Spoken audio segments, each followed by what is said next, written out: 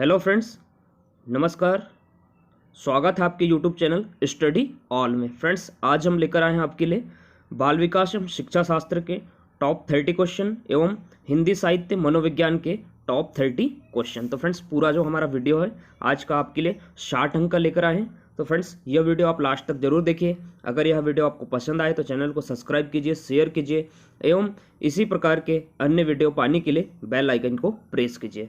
तो फ्रेंड्स, देखते हैं आज का पहला क्वेश्चन बाल विकास एवं शिक्षा शास्त्र का। तो फ्रेंड्स, पहला क्वेश्चन है, शब्दों में अक्षरों के क्रम को पढ़ने की में कठिनाई का अनुभव करना और अक्सर चक्षुड़ स्मृति हास से संबंधित है। तो फ्रेंड्स, कौन सा लक्षण जो है पढ़ने में कठिनाई का अनुभव कराने से संबंधित है? तो फ्रेंड्स, वह है डिसलेक्सिया संबंधित है। तो फ्रेंड्स, ऑप्शन नंबर ए अपना बिल्कुल करेक्ट आंसर आएगा। पढ़ने की कठिनाई जहां भी है वहां डिसलेक्सिया आएगा।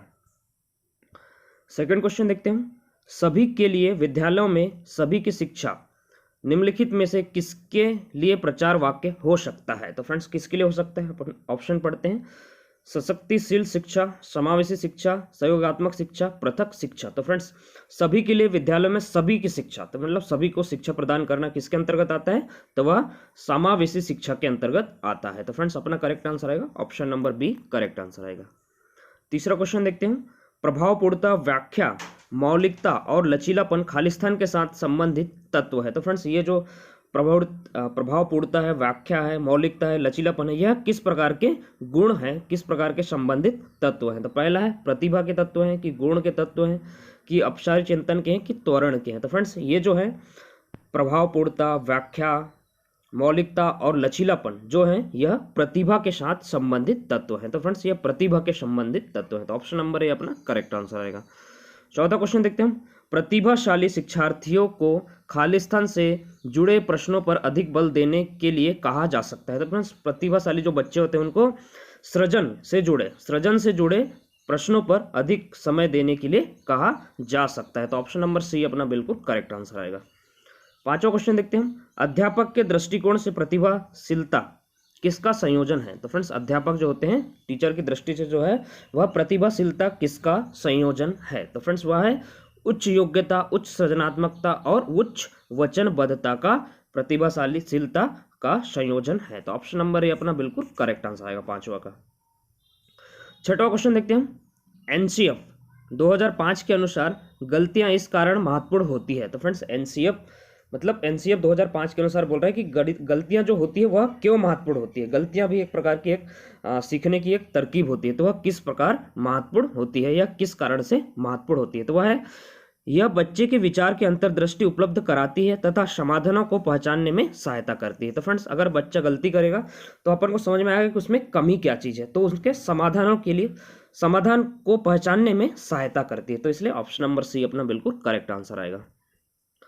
सातवां क्वेश्चन है, आउट ऑफ द बॉक्स चिंतन किससे संबंधित है? तो फ्रेंड्स, यह जो है वह अपसारी चिंतन से संबंधित है। तो ऑप्शन नंबर सी अपना बिल्कुल करेक्ट आंसर आएगा। आठवां क्वेश्चन देखते हैं, वंचित समूह के विद्यार्थियों को सामान्य विद्यार्थी के साथ साथ पढ़ाना चाहिए, इसका अभिप्राय है? तो फ्रेंड्स, इसका जो अभिप्राय है सभी बच्चों को एक समान शिक्षा प्रदान करना किसका अभिप्राय होता है? तो वह समावेशी शिक्षा का अभिप्राय होता है। तो ऑप्शन नंबर ए अपना बिल्कुल करेक्ट आंसर आएगा अपना।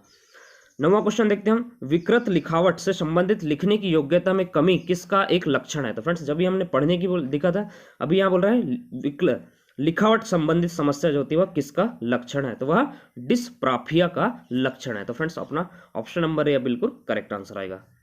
10वां क्वेश्चन देखते हैं, शिक्षार्थियों को सबसे कम प्रतिबंध विद्यालय वातावरण में रखने के माध्यम से विद्यालय क्या करेगा? तो फ्रेंड्स, अगर विद्यार्थियों में सबसे कम प्रतिबंध रखना है तो विद्यालय का वातावरण में रखने के माध्यम से विद्यालय क्या कर सकता है? तो फ्रेंड्स, विद्यालय जो है वह दूसरे बच्चों को संवेदनशील बनाता है कि वे अलाभान्वित बच्चों को दबाए नहीं और उन्हें नीचा ना दिखाए। मतलब जो विद्यालय ये वातावरण बनाता है कि जो पिछड़े वाले बच्चे होते हैं उनको कोई दूसरे बच्चे अलाभान्वित बच्चों को दबाए नहीं, परेशान ना करे, नीचा ना दिखाए, ये शिक्षा जो है वह दूसरे बच्चों को वह संवेदनशील बनाता है। इसलिए अपना ऑप्शन नंबर डी है बिल्कुल करेक्ट आंसर आएगा।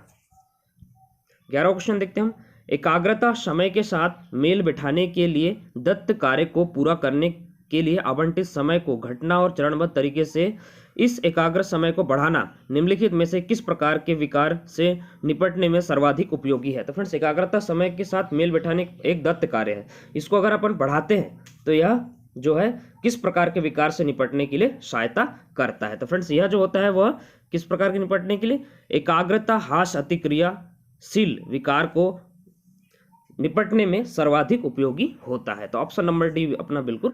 तो फ्रेंड्स, हमारा 12वां क्वेश्चन है। 12वां क्वेश्चन बोल रहा है कि निम्नलिखित में से कौन सा उपगाम अशांतकारी व्यवहार संबंधित विकार वाले बच्चों के साथ व्यवहार करने के लिए बच्चों को उसके आसपास के लोगों और सामाजिक संस्थाओं के साथ अंतःक्रिया करने का सुझाव देता है। तो फ्रेंड्स, वह कौन सा उपगाम होता है?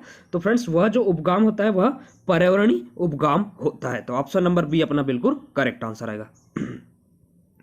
13वां क्वेश्चन है, रेणु जूली प्रतिभाशाली की अपनी खालिस्तान परिभाषा के लिए जाने जाते हैं। तो फ्रेंड्स, जो रेणु जूली थे वह किस प्रकार की परिभाषा दिए थे? तो फ्रेंड्स, वह किस प्रकार की परिभाषा दिए थे? तो वह त्रिव्रती परिभाषा के लिए जाने जाते हैं। तो ऑप्शन नंबर सी अपना बिल्कुल करेक्ट आंसर आएगा। नेक्स्ट क्वेश्चन देखेंगे हम। 14 क्वेश्चन है, प्रतिभाशाली शिक्षार्थियों के लिए अपन क्या बोल सकते हैं? तो फ्रेंड्स, प्रतिभाशाली शिक्षार्थियों के लिए हम कह सकते हैं कि शिक्षा को अनुकूलन करना चाहिए जैसे शिक्षार्थियों में बदलाव आता है। तो फ्रेंड्स, मतलब हमको शिक्षा को ऐसा करना है, ऐसा अनुकूल वातावरण बनाना है शिक्षा का कि जिससे शिक्षार्थियों में बदलाव आ सके। तो ऑप्शन नंबर सी अपना बिल्कुल करेक्ट आंसर आएगा। नेक्स्ट क्वेश्चन देखेंगे हम। इनमें से कौन सी अधिगम अशक्तता वाले बच्चे की एक विशेषता है? तो फ्रेंड्स, अधिगम अशक्तता वाले बच्चे की विशेषता क्या होती है? तो वह है धारा प्रभाव रूप से पढ़ने तथा शब्दों पर पलटकर जाने में कठिनाई, जो है अधिगम अशक्तता वाले बच्चों की एक विशेषता है। तो ऑप्शन नंबर बी अपना बिल्कुल करेक्ट आंसर आएगा। नेक्स्ट क्वेश्चन देखेंगे हम। एक अध्यापिका समाज के वंचित वर्गों से आए बच्चों की आवश्यकताओं के प्रति प्रतिभाशाली तरीकों से प्रतिक्रिया निम्नलिखित द्वारा कर सकती है। तो फ्रेंड्स, अगर कोई वंचित वर्ग के बच्चे आए हैं अपने पास तो उनके साथ अपन प्रभावशाली तरीके से अगर प्रतिक्रिया करना है तो निम्न द्वारा कर सकती है। तो फ्रेंड्स, वह किस प्रकार कर सकती है? तो फ्रेंड्स, वह जो है वह विद्यालय व्यवस्था तथा स्वयं के उन तौर तरीकों के बारे में विचार करना जिसने पक्षपात एवं रूढ़िवादिता झलकती है। तो फ्रेंड्स, वंचित वर्ग से अगर बच्चे आए हैं तो उनके सामने अपन पक्षपात एवं रूढ़िवादिता झलकती है ऐसे विचार तौर तरीकों को, स्वयं के तौर तरीकों को उनके सामने रखेंगे तो उस तरीके से हम उनको वंचित वर्ग से बाहर निकाल सकते हैं। तो ऑप्शन नंबर सी अपना बिल्कुल करेक्ट आंसर आएगा। 17वां क्वेश्चन है, समावेशी शिक्षा के पीछे मूल आधार यह है कि फ्रेंड्स, समावेशी शिक्षा का मूल आधार क्या होता है? तो वह है समाज में विभिन्नता और विद्यालयों को इस विभिन्नता के प्रति संवेदनशील होने के लिए समावेशी होने की आवश्यकता है। तो फ्रेंड्स, समावेशी शिक्षा का मुख्य उद्देश्य होता है कि विभिन्न विद्यालय विभिन्न वर्गों के प्रति, विभिन्न विद्यालयों के प्रति, विभिन्नता के प्रति प्रभावशाली बच्चे, वंचित वर्ग के बच्चे, इन सभी को समान अवसर प्रदान करने के लिए समावेशी शिक्षा का मूल आधार है। तो ऑप्शन नंबर ए अपना करेक्ट आंसर आएगा। 18वां क्वेश्चन है, पाठ्यचर्या। फ्रेंड्स, थोड़ा लॉन्ग क्वेश्चन है। पाठ्यचर्या ऐसी हो जो पाठ्यपुस्तक के ज्ञान को पुनः प्रस्तुत करने के स्थान पर बच्चों को अपनी आवाज पाने, कार्य करने के लिए अपनी जिज्ञासा का पोषण करने, प्रश्न पूछने तथा और जांच पड़ताल करने तथा अपने अनुभव को बांटने तथा विद्यालय को ज्ञान के साथ जोड़ने में सक्षम बनाए।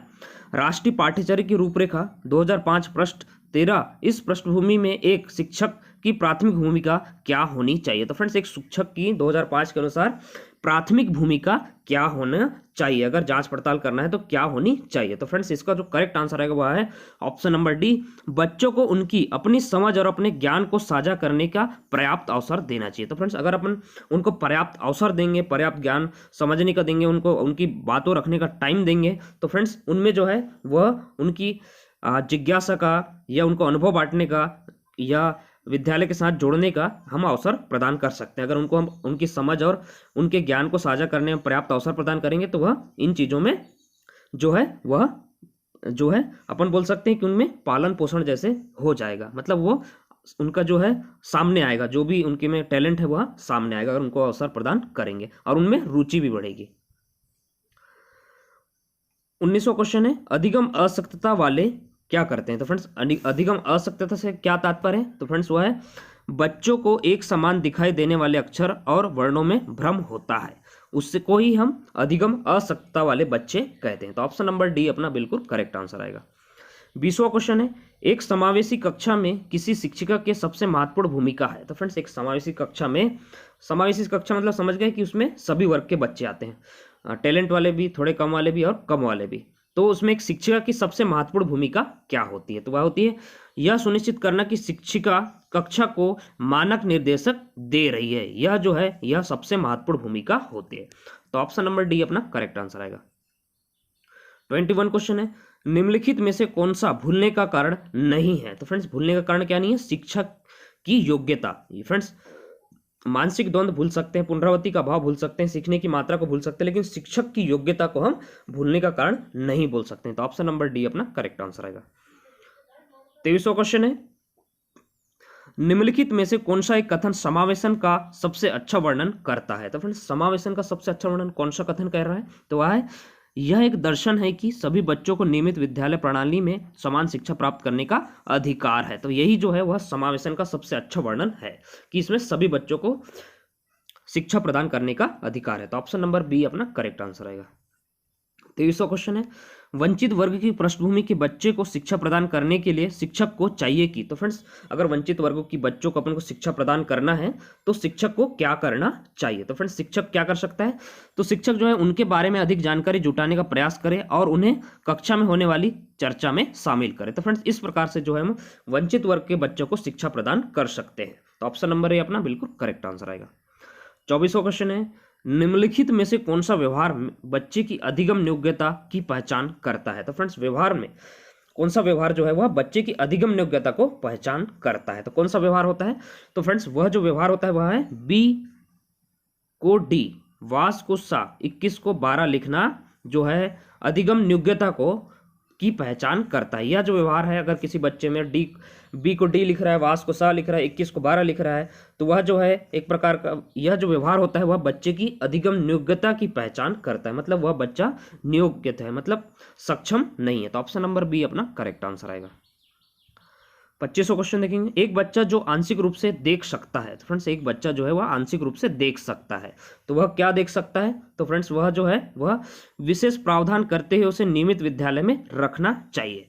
तो फ्रेंड्स एक बच्चा जो आंशिक रूप से देख सकता है तो इसका मतलब है कि विशेष प्रावधान करते हुए उसे नियमित विद्यालय में रखना चाहिए। तो ऑप्शन नंबर सी अपना करेक्ट आंसर आएगा। 26वां क्वेश्चन है, माध्यमिक विद्यालय की कक्षा में शिक्षिका के पास एक बधिर बच्चा है, उसके लिए क्या महत्वपूर्ण है? तो पर बधिर बच्चा के लिए क्या महत्वपूर्ण होगा? तो वह बच्चे को उस स्थान पर बैठाए जहां से वह शिक्षिका के होठ तथा चेहरे के भाव साफ तौर पर देख सके। तो ऑप्शन नंबर बी अपना बिल्कुल करेक्ट आंसर आएगा। 27वां क्वेश्चन है, एक शिक्षक समाज के वंचित वर्ग के बच्चों की आवश्यकताओं को प्रभावपूर्ण तरीके से पूरा कर सकता है। तो फ्रेंड्स एक शिक्षक जो होता है वह वंचित वर्ग के बच्चों की आवश्यकताओं को प्रभावपूर्ण तरीके से पूरा कर सकता है। कैसे प्रभावपूर्ण करेगा वह? तो वह कक्ष के प्रत्येक बच्चे की आवश्यकता अनुसार अपना शिक्षण कौशल अपनाकर, मतलब जैसा बच्चा चाह रहा है, उसको रुचि जिस शिक्षण में है, उसके आवश्यकता अनुसार अपने शिक्षण कौशल अपनाकर, अपने तरीका अपनाकर वह वंचित वर्ग के बच्चों को प्रभावपूर्ण तरीके से पूरा कर सकता है। तो ऑप्शन नंबर ए अपना करेक्ट आंसर आएगा। 28वां क्वेश्चन है, अधिगम योग्यता वाले बच्चे। तो फ्रेंड्स अधिगम योग्यता वाले बच्चे, तो फ्रेंड्स इससे तात्पर्य है कि अधिगम के कुछ पक्षों में संघर्ष करते हैं। तो फ्रेंड्स अधिगम योग्यता वाले बच्चे जो हैं अधिगम के कुछ पक्ष, मतलब कोई एक पक्ष उनका बहुत ही कमजोर होता है, उसमें वो संघर्ष करते हैं। तो ऑप्शन नंबर डी अपना करेक्ट आंसर आएगा। 29वां क्वेश्चन है, शिक्षक बच्चों को सृजनात्मक विचारों के लिए प्रोत्साहित कर सकता है। तो फ्रेंड्स सृजनात्मक विचार के लिए अगर प्रोत्साहित करता है शिक्षक जो है, तो वह उन्हें समस्या समाधान के लिए विभिन्न तरीकों से सोचने के लिए कहकर।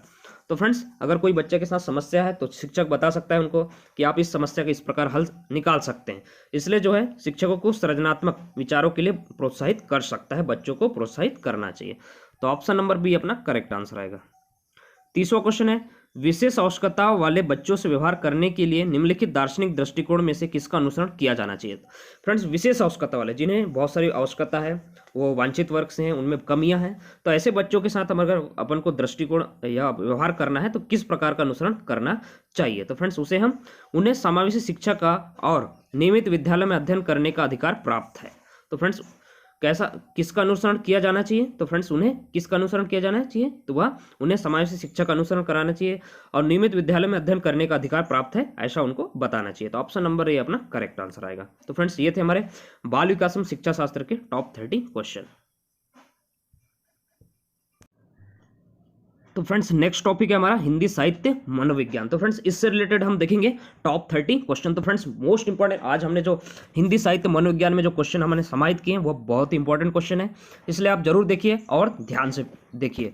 तो फ्रेंड्स पहला क्वेश्चन है 20वीं शताब्दी में मनोविज्ञान को माने जाने लगा। जब फ्रेंड्स 20वीं शताब्दी में मनोविज्ञान को क्या नाम से माने जाने लगा, तो फ्रेंड्स उसे हम व्यवहार का विज्ञान माने जाने लगा। तो क्या नाम से जाने लगा, तो उसे व्यवहार का विज्ञान माने जाने लगा। तो ऑप्शन नंबर 2 अपना बिल्कुल करेक्ट आंसर आएगा। दूसरा क्वेश्चन है विकास का अर्थ होता है। तो फ्रेंड्स विकास का अर्थ क्या होता है, तो फ्रेंड्स विकास का जो अर्थ होता है वह है अभिप्रेरणा एवं अनुभव के फलस्वरूप होने वाले परिवर्तनों की उत्तरोत्तर श्रृंखला को ही हम विकास कहते हैं। तो फ्रेंड्स अपन को याद रखना है कि विकास का अर्थ क्या होता है, अभिप्रेरणा एवं अनुभव के फलस्वरूप होने वाले परिवर्तन की उत्तरोत्तर श्रृंखला को ही हम विकास कहते हैं। तो अपना करेक्ट आंसर आएगा ऑप्शन नंबर 3 करेक्ट आंसर आएगा। तीसरा क्वेश्चन देखते हैं हम, मनोविज्ञान को दर्शन शास्त्र से अलग विज्ञान का दर्जा दिलाया। तो फ्रेंड्स मनोविज्ञान को जो है वह दर्शन शास्त्र से अलग विज्ञान का दर्जा दिलाया। तो कौन से मनोवैज्ञानिक ने दिलाया, तो वह विलियम जेम्स ने दिलाया। तो ऑप्शन नंबर 2 अपना बिल्कुल करेक्ट आंसर आएगा। चौथा क्वेश्चन देखते हैं हम, निम्नलिखित में से कौन सा वृद्धि और विकास के सिद्धांतों से संबंधित नहीं है। तो फ्रेंड्स क्वेश्चन बोल रहा है कि वृद्धि एवं विकास के सिद्धांतों से नहीं है, वह कौन सा सिद्धांत है, तो फ्रेंड्स वह जो सिद्धांत है वह है वर्गीकरण का सिद्धांत, जो है वह वृद्धि और विकास के सिद्धांत से संबंधित नहीं है। तो ऑप्शन नंबर 2 अपना करेक्ट आंसर आएगा। पांचवा क्वेश्चन देखते हैं, मैकडूल ने अपनी पुस्तक आउटलाइन साइकोलॉजी में किस शब्द की कड़ी आलोचना की है। तो फ्रेंड्स किस शब्द की कड़ी आलोचना की है मैकडूल ने, तो फ्रेंड्स वह चेतना शब्द की उन्होंने अपनी पुस्तक आउटलाइन साइकोलॉजी में शब्द की कड़ी आलोचना की है। तो अपन को याद रखना है कौन से वह शब्द कौन सा है, तो वह शब्द चेतना है। तो ऑप्शन नंबर 4 अपना करेक्ट आंसर आएगा।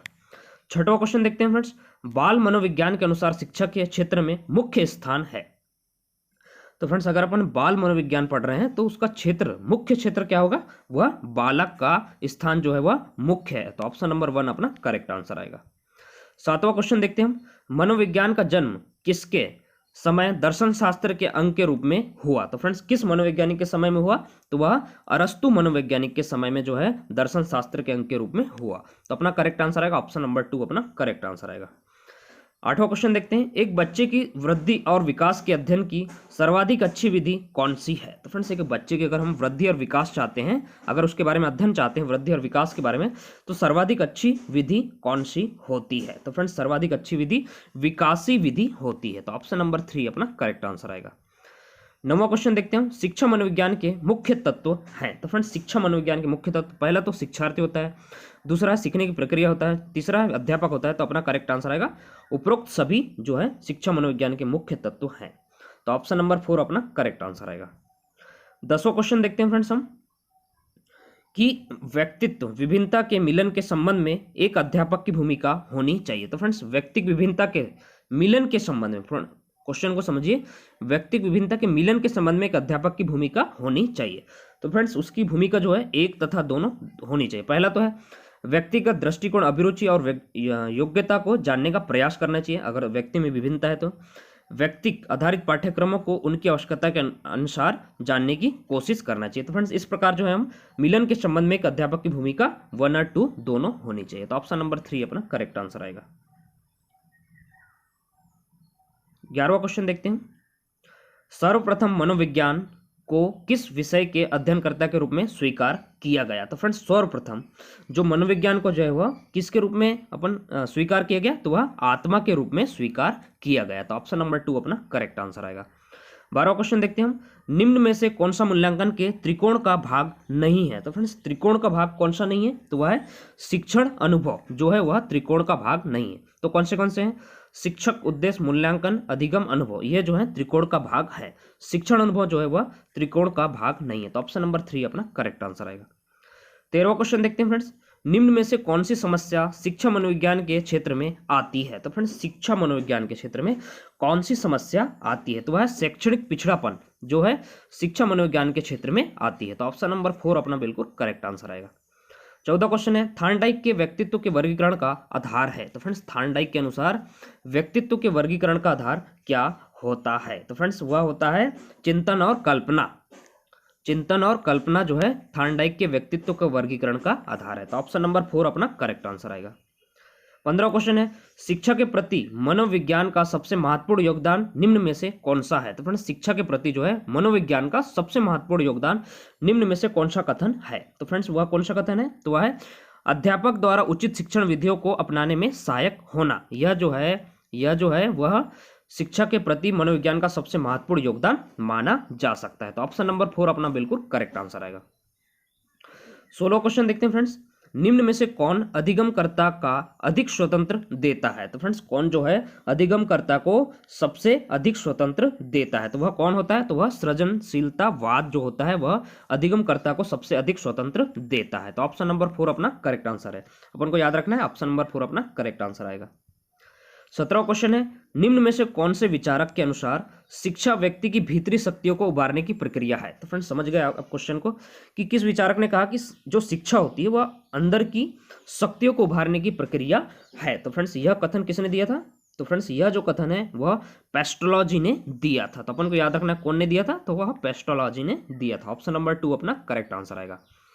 18 क्वेश्चन है कि जब शिशु अपनी आंख, कान, हाथ के संबंध में सोचते हैं तो ये निम्नलिखित में से कौन से स्तर में शामिल होते हैं? तो फ्रेंड्स यह निम्नलिखित में से कौन से स्तर में शामिल होते हैं जब शिशु अपनी आंख, कान व हाथ के संबंध में सोचते हैं? मतलब वह सोचने लग जाते हैं, आंख है, नाक है, कान है, तो ऐसा सोचने लगता है। तो वह कौन से स्तर में सोचने लगता है? तो फ्रेंड्स वह जो होता है वह इंद्रिय जनित स्तर में सोचने लगता है। वह स्तर कौन से स्तर में शामिल होते हैं? ये सभी चीज तो वह इंद्रिय जनित स्तर में शामिल होते हैं। तो ऑप्शन नंबर 3 अपना करेक्ट आंसर आएगा।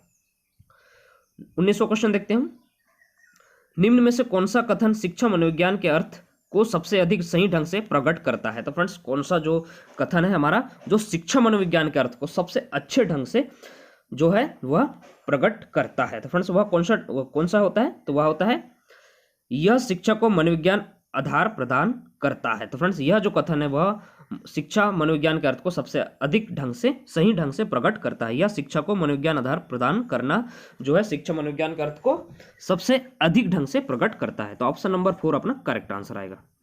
20वां क्वेश्चन देखते हैं, निम्नलिखित सिद्धांतकारों में से किसका मत है कि बच्चे अपनी वृद्धि और विकास हेतु कठोर अध्ययन करते हैं? तो फ्रेंड्स किस मनोवैज्ञानिक के है अनुसार? तो वह मैस्लो मनोवैज्ञानिक का यह कथन है या उसका मत है कि बच्चे अपनी वृद्धि और विकास हेतु कठोर अध्ययन करते हैं। ऑप्शन नंबर 2 अपना करेक्ट आंसर आएगा। 21 क्वेश्चन है, शिक्षा की प्रक्रिया में प्रेरणा का महत्व है, इस बात को ध्यान में रखे जो अध्यापक को निम्न में से कौन सा कार्य नहीं करना चाहिए? तो फ्रेंड्स कोई अध्यापक है जो शिक्षा की प्रक्रिया में प्रेरणा का महत्व है, जो शिक्षा की प्रक्रिया होती है उसमें प्रेरणा का बहुत ही महत्व होता है। अगर इस बात का ध्यान में रखे तो अध्यापक को कौन सा कार्य नहीं करना चाहिए? तो फ्रेंड्स कौन सा कार्य वह नहीं करेगा? तो फ्रेंड्स अध्यापक जो है वह कौन सा कार्य नहीं करेगा? इनामों का प्रलोभन देकर बच्चों में प्रतिद्वंद्विता पैदा करना, यह कार्य वह बिल्कुल भी नहीं करेगा। अगर उसको शिक्षा में प्रेरणा का महत्व पता है तो वह यह कार्य बिल्कुल भी नहीं करेगा। 22वां क्वेश्चन है, शिशुअवस्था के लिए उत्तम शिक्षण विधि है? तो फ्रेंड्स शिशुअवस्था के लिए सबसे उत्तम शिक्षण विधि जो होती है वह कौन सी होती है? तो फ्रेंड्स वह उपरोक्त सभी विधियां होती है। तो ऑप्शन नंबर 4 अपना करेक्ट आंसर आएगा। 23वां क्वेश्चन है, तुम मुझे कोई बालक दे दो और मैं उसे कुछ भी बना सकता हूं, यह दावा है। तो फ्रेंड्स यह दावा किस मनोवैज्ञानिक ने दिया था? तो फ्रेंड्स यह जो दावा है वह वाटसन मनोवैज्ञानिक ने दिया था। अगर मुझे कोई भी बालक दे दो उससे मैं कुछ भी बना सकता हूं, यह दावा जो है वाटसन ने कहा था। 24वां क्वेश्चन देखते हैं, प्रगतिशील परिवारों में बच्चों में अपेक्षाकृत कौन सा प्रेरक अधिक प्रबल होता है? तो फ्रेंड्स कौन सा प्रेरक जो है अधिक प्रबल होता है प्रगतिशील परिवारों में? तो फ्रेंड्स कौन सा होता है? तो वह है उपलब्धि। उपलब्धि जो प्रेरक होता है वह प्रगतिशील परिवारों में बच्चों में अपेक्षाकृत जो है प्रेरक अधिक बल होता है। तो उपलब्धि जो है वह अधिक बल प्रदान करती है प्रगतिशील परिवारों में। तो ऑप्शन नंबर 4 अपना करेक्ट आंसर आएगा। 25वां क्वेश्चन है, निम्न में से कौन सा क्षेत्र मनोविज्ञान के अंतर्गत नहीं आता है? तो फ्रेंड्स कौन सा क्षेत्र जो है वह मनोविज्ञान के अंतर्गत नहीं आता है? तो वह है आर्थिक मनोविज्ञान जो है इसके अंतर्गत मनोविज्ञान के क्षेत्र के अंतर्गत नहीं आता है। तो ऑप्शन नंबर 3 अपना करेक्ट आंसर आएगा। बाल विकास में क्या होता है? तो फ्रेंड्स बाल विकास में क्या होता है? गर्भावस्था से किशोरावस्था तक अध्ययन होता है। बाल विकास में क्या होता है, बाल विकास में कि गर्भावस्था से हम किशोरावस्था तक अध्ययन करते हैं। तो किसके अंतर्गत करते हैं, तो वह बाल विकास के अंतर्गत करते हैं। तो फ्रेंड्स ऑप्शन नंबर 3 अपना करेक्ट आंसर आएगा। 27वां क्वेश्चन है, निम्न में से कौन मनोवैज्ञानिक नहीं है। तो फ्रेंड्स ऑप्शन नंबर अपने पास 4 ऑप्शन दिए हैं जो मनोवैज्ञानिक नहीं है। तो वह कौन है, जॉन डीवी जो है एक प्रकार के मनोवैज्ञानिक नहीं है। वाटसन है, CH हल है, स्किनर है, जो जॉन डीवी है वह मनोवैज्ञानिक नहीं है। 28वां क्वेश्चन है, एक औसत बुद्धि वाला बच्चा यदि भाषा को पढ़ने एवं समझने में कठिनाई प्रदर्शित करता है तो यह संकेत देता है कि बच्चा का लक्षण प्रदर्शित कर रहा है। तो फ्रेंड्स वह बच्चा, क्वेश्चन बोल रहा है कि भाषा को पढ़ने में एवं समझने में कठिनाई प्रदर्शित कर रहा है, तो वह किसका लक्षण है, तो वह पठन अक्षमता डिसलेक्सिया का लक्षण कर रहा है। तो ऑप्शन नंबर 1 अपना करेक्ट आंसर आएगा। 29वां क्वेश्चन है, निम्न में से शिक्षा मनोविज्ञान किसमें उपयोगी नहीं है। तो फ्रेंड्स शिक्षा मनोविज्ञान जो है किसमें उपयोगी नहीं है, तो फ्रेंड्स वह है पशुओं के प्रयोग में जो है वह उपयोगी नहीं है। और नोट आपको बता दें कि पशु का प्रयोग मनोविज्ञान में किया जाता है, शिक्षा विज्ञान में नहीं। तो फ्रेंड्स शिक्षा मनोविज्ञान में किस में उपयोगी नहीं है, तो वह पशुओं के प्रयोगों में नहीं है, क्योंकि जो पशुओं का प्रयोग जो है वह मनोविज्ञान में किया जाता है, शिक्षा मनोविज्ञान में नहीं। 30वां क्वेश्चन है, सामूहिक अचेतन का संप्रत्यय खालिस्तान द्वारा दिया जाता है। तो फ्रेंड्स सामूहिक अचेतन का संप्रत्यय जो है वह युंग मनोवैज्ञानिक के द्वारा दिया गया था। तो ऑप्शन नंबर 4 अपना करेक्ट आंसर आएगा। Thank you.